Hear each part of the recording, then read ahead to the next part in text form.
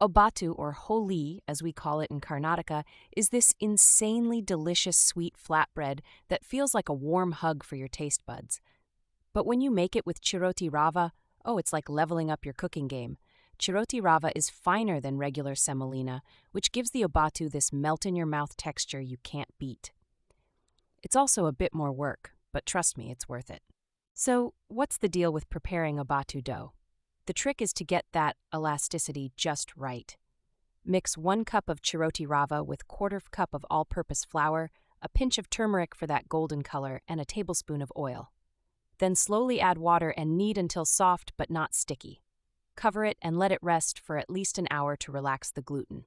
Pro tip: the resting time is non-negotiable if you want that signature soft stretch. Now let's talk about the filling, arguably the star of the dish. Traditionally, it's made with jaggery and toor dal. Here's the pain point. Getting the filling smooth without it being too crumbly or watery is a fine line.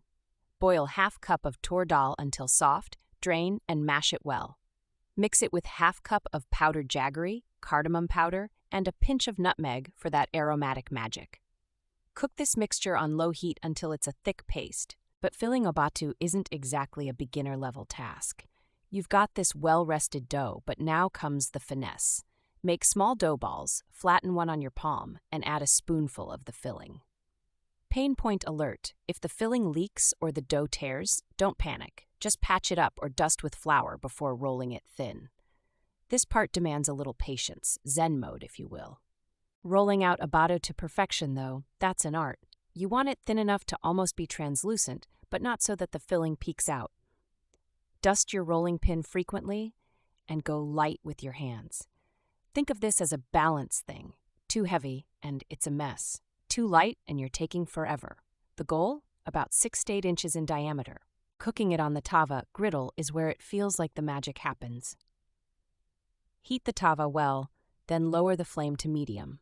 Toss the Obbattu on and wait until you see faint bubbles.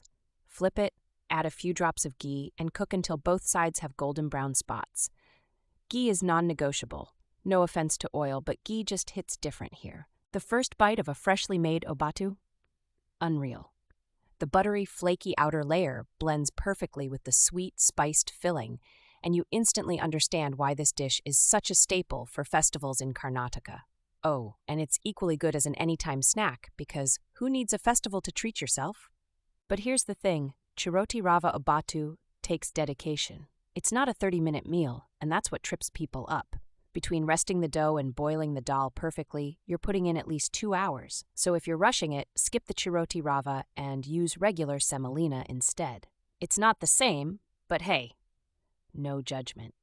Oh, and another pro tip. If you're making a big batch, Obbattu freezes surprisingly well. Layer them between wax paper and store them in an airtight container. When you're ready to eat, just reheat in a pan with a little ghee, and boom, it's fresh all over again. Totally a meal prep win. Some people ask me if you can swap jaggery with sugar for the filling. Technically, yes, but you lose that earthy, deep sweetness jaggery brings. It's like trying to replace sunlight with a flashlight. Not the same vibe.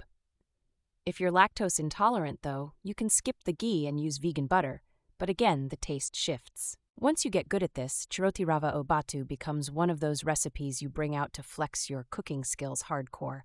It's not just food, it's art, a labor of love, and when you share it with someone and they smile after that first bite, worth every minute, every single one. This recipe is also a great way to connect with the cultural richness of Karnataka. Food has this sneaky way of teaching geography, history, and family traditions without you even realizing it. You're not just eating, you're stepping into someone's home and heritage.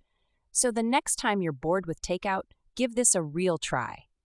You'll thank yourself.